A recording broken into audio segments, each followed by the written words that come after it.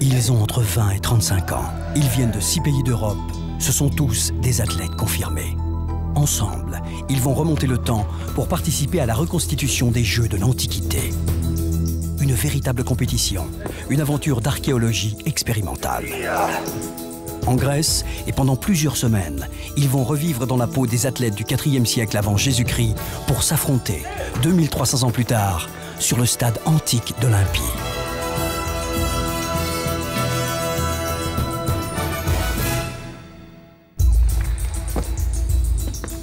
Il y a quelques semaines à Paris, 12 athlètes venant de France, d'Allemagne et de Suisse ont été sélectionnés pour participer à la recréation des Jeux d'Olympie.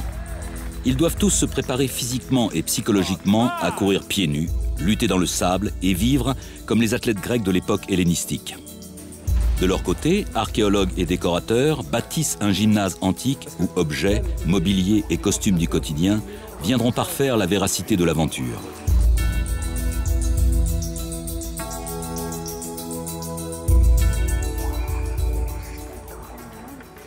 Anthony est étudiant en histoire. Naturellement, il s'est plongé dans l'étude de la Grèce antique. Je me vois au milieu des colonnes de la palestre, en plus dans l'antre de l'origine des sports, donc c'est quelque chose de magique. Déjà, me mettre dans la peau, vivre comme ils vivaient à cette époque-là, ça va être quelque chose de fantastique parce que ça va permettre de toucher un peu plus l'histoire. Non pas de la voir en images dans des livres ou quoi que ce soit, mais de la vivre. Donc ça sera un côté expérimental qui m'intéresse énormément. Romain est plus inquiet pour ses pieds.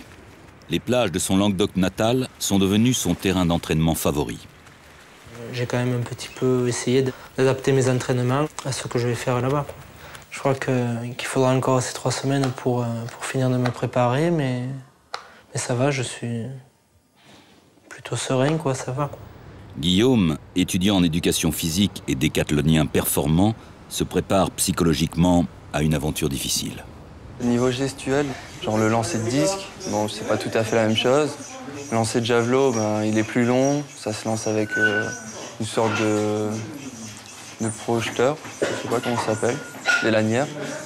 Et la lutte, c'est pas tout à fait la même, j'en ai fait un tout petit peu, mais on peut pas faire toutes les prises vu que c'est le premier contact au sol qui perd. Sinon, dans le reste, ça va. Mais aucun ne veut manquer le rendez-vous avec l'histoire.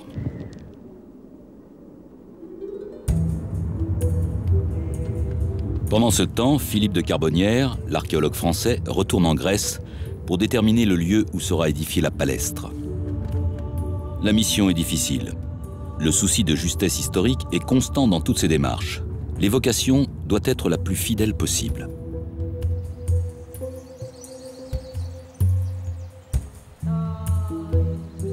Pour y parvenir, il s'est entouré de Dominique Trébert, un décorateur de cinéma chargé de construire le gymnase, copie de la palestre antique, mais aussi de rechercher et de réinventer les objets du quotidien et les accessoires des sportifs. Dominique Trébert mesure l'ampleur de sa tâche. Il possède comme seule référence un plan dessiné par les archéologues allemands responsables des fouilles d'Olympie. En fait, il lui faut tout réinventer. Ce qu'on découvre dans les livres, par les photos, et puis après, quand on arrive à Olympie, c'est quand même quelque chose de très dégradé. Donc il me faut une aide, de façon à ce que je puisse me situer en traducteur entre ce qui a été et ce qu'on peut décemment montrer sans être traître à la réalité historique. La copie de cette palestre doit évoquer celle d'Hélice, où venaient s'entraîner les athlètes un mois avant les Jeux. Elle doit être en tout point conforme à son modèle pour réussir l'immersion totale des jeunes athlètes dans la Grèce antique.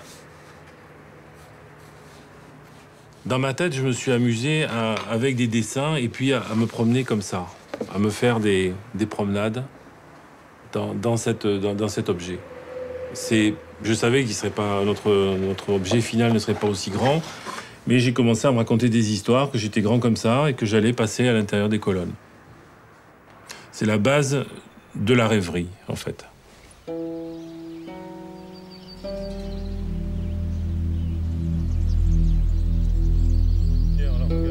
2 mois plus tard, la palestre est érigée, magnifique. dominant les oliviers centenaires du Péloponnèse en Grèce. L'archéologue corrige les derniers détails qui donneront le supplément d'âme à ce lieu si essentiel.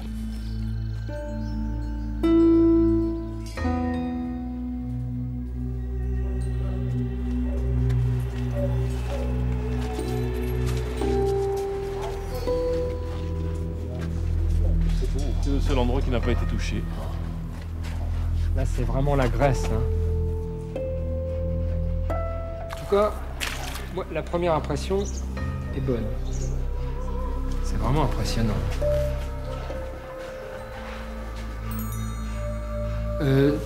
Bien sûr, on verra plus ces planches-là. Bon. Très bien. Si on pouvait, ce serait bien suggérer le xystos du gymnase. Oui. Éventuellement, on peut montrer des coureurs qui peuvent s'entraîner, qui s'apprennent à partir et qui prennent le départ. Voilà. Alors ça, là, ils pouvaient s'entraîner aussi par temps de pluie ou de trop fort soleil, et ils couraient à l'abri. Ouais. On va prendre un espace, on va se mettre ici, parce que dehors, il y a les lutteurs qui s'entraînent, les sauteurs en longueur, on va les gêner, et on se met ici, puis on joue au bas. Quand je m'en vais, au bout de 8 jours, je reviens, je redécouvre. Je peux comprendre que les gens soient un peu étonnés parce que la machine est lancée et c'est un monstre qui avance à toute vitesse. On ne peut plus l'arrêter là. Tous les matins, je me lève à 6 h. Et ce que je prépare plus là, c'est la vitesse, parce que je sais qu'il y aura un 400 mètres. Parce que je connais la valeur de mes adversaires. Je sais qu'il y en a deux qui vont très vite. Et samedi, je vais courir dans le stade en gravier, pieds nus, léger, pour m'habituer progressivement à souffrir là-bas. Mais ça se passe bien. Comme quand j'étais petit, je courais un peu pieds nus. Donc voilà, là, je me refais la carne sous le pied. Et ça va.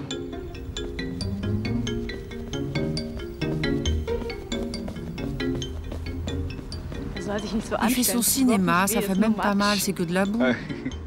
C'est déjà fini? Regarde cette corne. C'est énorme. On dirait plutôt du crottin de cheval. Ouais, une piste debout avec du crottin. Ouais, c'est ça, du verre.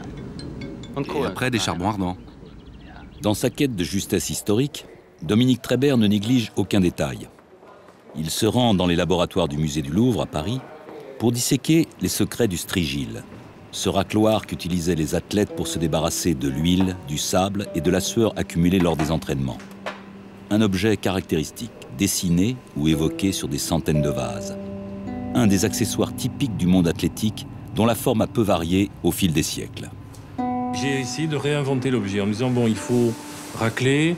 J'ai fait des essais de boue collante pour voir comment on pouvait l'enlever. Donc on a passé du temps à essayer de comprendre. Et après, j'ai été voir quelqu'un qui travaille le fer, qui fait de la restauration d'objets comme des théières ou des choses comme ça.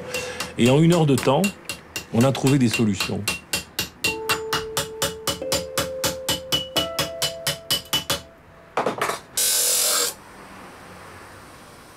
J'ai des contraintes historiques. C'est vrai que j'essaie de les respecter au plus juste. Mais il y a toute une partie de choses qu'il faut inventer.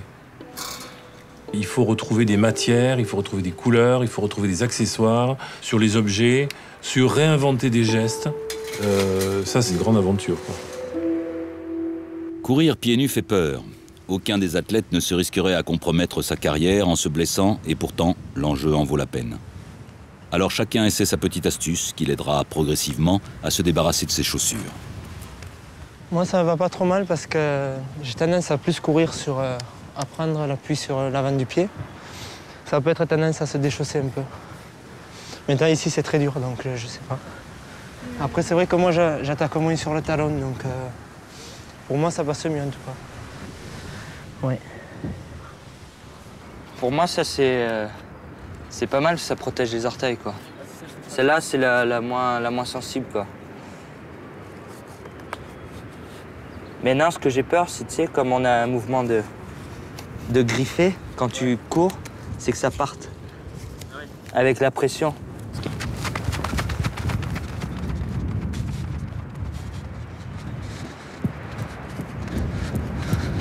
Non, c'est excellent. Ça part pas comme je pensais que ça partirait. Non, c'est excellent.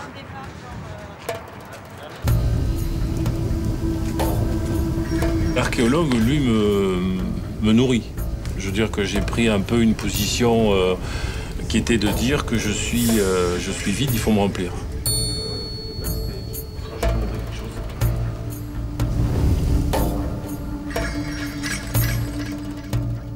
On peut monter la flamme quand même en valeur.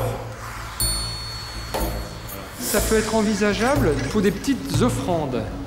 Les athlètes faisaient dans le gymnase même des petites offrandes. C'était pas des sacrifices sanglants, mais il pouvait y avoir un petit machin comme ça ou un petit autel avec un petit feu et on jetait quelques grains d'orge.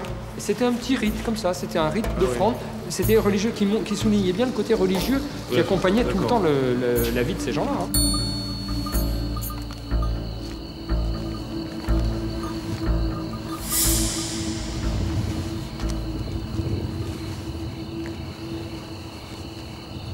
Dans les choses qui viennent d'arriver, qui ne sont pas encore finies, il y a les javelots. Ça c'est trop gros. C'est trop gros pour le javelot. Ça, c'est déjà mieux. Ça me paraît mieux. Il y a ceux-là qui ont été testés, je crois. Et les entraîneurs ont dit que ce format-là leur plaisait bien, parce qu'en fait, il est léger. J'ai tendance à penser que la longueur est bonne, donc, et que c'était des choses comme ça, assez fines. On n'a pas l'impression, sur aucune représentation, que c'est quelque chose d'assez épais. Donc les peintres sur vase ont observé ce détail. Ils te montrent toujours des espèces de saguets, c'est assez fin. Donc là, je crois qu'on est dans vraiment, je crois qu'on est dans le bon format, là. Tu vois ? Là, pousse sur ta jambe, avance, avance, avance.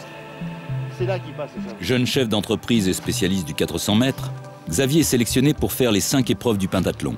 Tu mets ton javelot dans le creux, là. Toujours le poignet un petit peu à l'intérieur. Ça, c'est une faute, ça, c'est bon. Okay. Le javelot n'est pas sa spécialité. À Olympie, il devra le lancer avec un propulseur, comme c'était le cas dans l'Antiquité. Relâche-toi. Je suis relâché, là. Voilà. Et jamais le bras tendu. Attends, stop. Tu es en train de me marcher comme un mannequin. Peut-être pour la graisse, ça irait. Putain, oh merde. Il y a du boulot. En un mot, il va falloir que j'apprenne tout, en fait. Là, c'est bien. Allez, pousse sur ta jambe. Bon. Ce disque, c'est la copie conforme d'un disque qui est dans les musées. J'ai fait faire une première maquette d'un objet identique sans me soucier de l'épaisseur. Et le sculpteur que j'avais été voir m'avait fait un calcul, on arrivait à un disque qui pesait 7 à 8 kilos. Donc, en jouant sur la proportion, je suis arrivé à l'épaisseur de cet objet-là. Et tout le monde m'a dit, mais ça ne va pas. Ce disque fait 3,5 kg. Il ne peut pas être plus fin.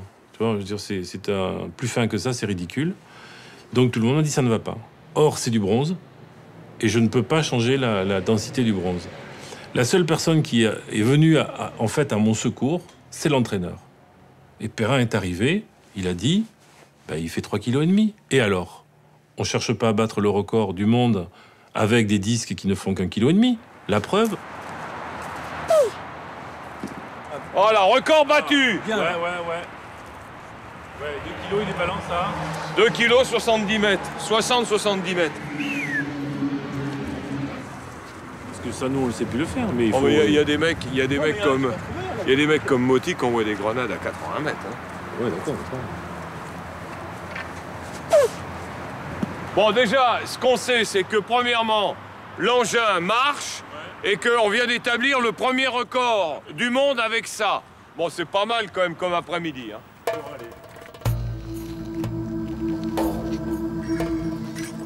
Le disque présente une autre difficulté pour Xavier. Il sait qu'à Olympie, l'engin offrira moins de prise et pèsera 2 fois plus lourd que ceux couramment utilisés aujourd'hui. C'est ton bassin qui fait le mouvement là, tu vois, puis c'est là que tu viens sur ton appui. Ce que tu fais, c'est que quand ton bras il est là, tu dis je rentre mon genou. Donc tu as une meilleure position. Ça. Ton regard, il fait partie de ton geste. Tu vois. Si tu regardes tes pieds, tu montes, ok. Si tu regardes rien, ok. Relâche-toi, là, t'es pas relâché. Hein.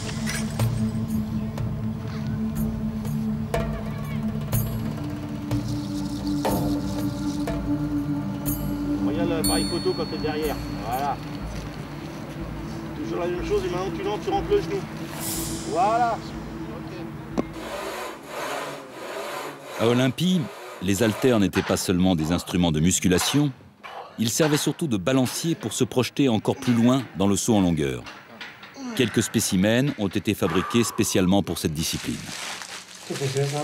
Des poids vus dans une doc que m'avait donné... Des poids? Ouais. Je les ai trouvés comme ça en doc qui étaient censés être en plomb. Oui, mais des poids pour faire quoi? Bah, je sais pas, moi je les ai interprétés comme ça. Ah, comme haltère? Comme haltère.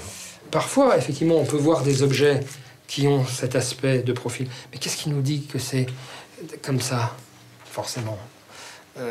Qu'est-ce qui nous dit que ce sont bien les haltères que le type utilisait pour sauter? Parce qu'ils utilisaient aussi des haltères pour faire de l'échauffement et de la musculation, comme finalement on fait maintenant. Hein. Donc, pourquoi pas? Ça pourrait à ce moment-là, parce que là il risque moins de se blesser, utiliser pour faire des gestes d'échauffement et de musculation. Mais ils ne sauteront pas avec. On peut adopter une espèce de modus vivendi de ce genre-là. Les haltères, vous les avez pesés? Non. Ils n'ont pas été pesés, je crois que je les ai fait... Alors ceux-là, ils ont été conçus de façon à ce qu'on puisse faire une approche. Ouais, qu'on puisse couper. Oui, voilà, d'accord. Voilà. Ça peut aller de 1 à 3 kilos. Donc moi, le problème, c'est que... Souvent, c'est autour de 2 kilos, on va dire. Hein. Il faut adopter une solution. Donc on peut peut-être se plus souvent... je dis, on va faire comme chez le boucher. Voilà. D'autre part, pour l'appréhension, celui-ci me paraît mieux aussi. Hein. Là, c'est un peu gros. Enfin, moi, j'ai pas des grosses mains. Évidemment, par rapport à vous, Dominique, on n'a pas la même pointure au point de vue main. Hein, ça, c'est sûr. C'est le problème. Peut-être une chose, il faudra, pour éviter que les gens se blessent, on disait, atténuer un peu ce caractère anguleux qu'il y a ici. Ce serait juste un peu mieux. Ça ressemblera plus comme ça aussi à ce que c'était. Et il risque moins de se blesser, je sais pas, parce qu'il faut voir quand même que les types sautent avec. Donc il faut éviter qu'il y ait des choses anguleuses qui risquent qu'ils se blessent. À part ça me paraît parfait. Pour Guillaume, cette épreuve est une véritable remise en question de sa technique de saut. Là, c'est même pas une adaptation, c'est un truc tout nouveau pour moi. Sur longueur, normalement, on court, on donne une impulsion d'un pied. Là, c'est sans élan, avec 2 haltères en plus. C'est assez difficile à maîtriser le balancier. Le mouvement des bras, avec en coordination avec les jambes, c'est assez dur. Voilà, c'est le meilleur. C'est le meilleur, celui-là. C'est très bien, tu coordonnes bien. Bon, abdominaux, ça va faire terrible. Hein. Dernière étape de la reconstitution des Jeux antiques, la confection des costumes. La qualité des tissus, leur teinte, leur assemblage et leur drapé doivent être irréprochables. L'authenticité de l'expérience en dépend. Ici, on a les costumes pour les années 10. Et là aussi, en rouge, pourpre, tout ça. Et ici, on a les cuirasses, le bouclier et 2 cnémides. Voilà. Donc les cnémides, là, c'est pour les hoplites. Oui. Bon, bah, moi, ça me va très bien. Les boucliers sont bien.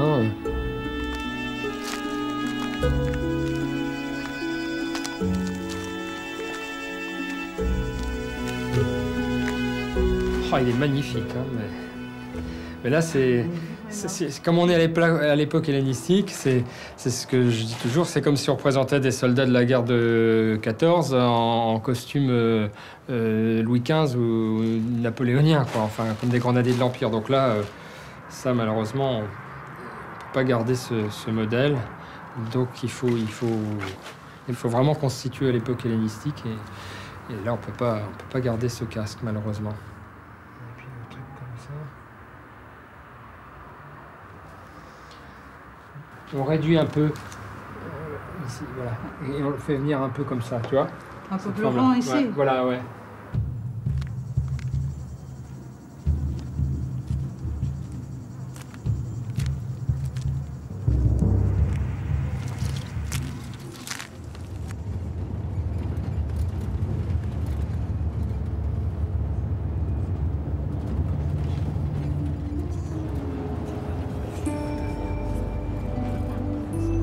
2 semaines avant le départ pour la Grèce, tous les athlètes sont invités à se retrouver à la villa Kérilos, près de Nice, copie des demeures nobles de la Grèce antique. C'est ici que, pour la première fois, les jeunes champions vont découvrir objets et vêtements du quotidien dans cet environnement très proche de celui qui sera le leur à Olympie. Un pas de plus vers le passé. Alors, l'athlète qui se rend au gymnase, là, il a son petit paquetage, hein, généralement, donc il a un petit sac comme ça. Hein. Souvent, il le tient au bout d'un bâton, on voit sur des représentations de vases. Et dans ce petit sac, il y a alors ce que j'appelle vraiment les 3 objets indispensables de l'athlète, c'est-à-dire la petite fiole, on appelle ça un alabastre, la petite fiole dans laquelle il y a de l'huile. Et alors, l'instrument typique des athlètes, c'est ce qu'on appelle le strigile, le racloir. C'est un racloir, généralement qui est en bronze, avec lequel, après l'entraînement, ils se raclaient le corps. Ils enlevaient ce mélange de terre, d'huile, de sueur, parfois de sang aussi, hein, notamment pour les pugilistes et les pancratiastes. Vous allez participer d'une certaine manière à une sorte d'enquête archéologique. Et ça, c'est très intéressant. Et c'est valorisant. C'est valorisant pour vous, parce que vous n'êtes pas que des athlètes, en fait. Vous êtes des gens qui allaient faire avec nous de l'archéologie vivante. Le camp d'entraînement où vous allez vivre s'appelle Elis. Comme on le disait, ça va être votre phase d'entraînement. Vous serez habillés et vous vivrez comme des athlètes de l'Antiquité. Cette expérience va nous permettre de voir si les théories avancées par les archéologues et les historiens du sport sont bonnes. On va aussi tester avec vous les conditions de vie et vérifier si les performances sont possibles dans ces conditions. Ça fait partie des questions simples. Mais ce qui nous intéresse encore plus, c'est de voir comment vous allez vous débrouiller avec les instruments que vous voyez là, le javelot et le disque. Dans la Grèce hellénistique, on pratiquait le sport nu. Toutes les représentations l'attestent. Nos athlètes le savent et ont accepté de ne revêtir que le minimum. En revanche, entre 2 entraînements, les Grecs s'enroulaient dans de magnifiques étoles de coton dont nos champions semblent apprécier l'élégance et le confort. Parce qu'il ne faut pas imaginer que les Grecs étaient tout le temps tout nus. Ils étaient nus que pour le sport. Ça, c'est ce que vous porterez dessus. Ça passe entre les jambes, comme une couche. Et ensuite, ça se resserre sur les côtés. Et voilà à quoi ça ressemblera. Mais à l'époque, les élastiques n'existaient pas.